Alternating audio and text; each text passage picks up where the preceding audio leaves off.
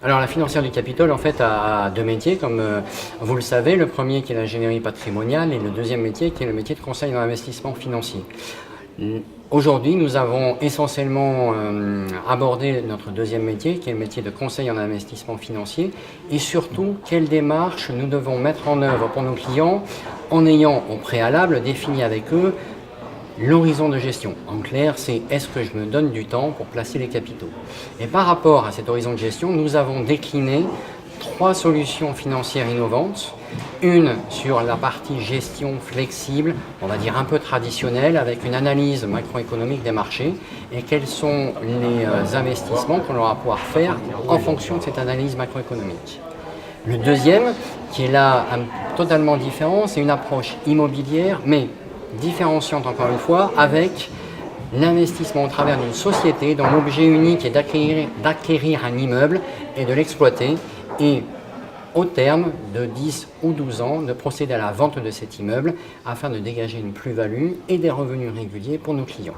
Et la troisième solution, là encore innovante puisque jusque-là réservée à des institutionnels, consiste à investir dans un fonds dont l'objectif unique est de prêter de l'argent à des entreprises non cotées, fonds qui va être détenu par nos clients pendant une durée maximale de 6 ans et qui permettra au terme d'avoir une fiscalité avantageuse tant pour les personnes physiques que pour les personnes morales.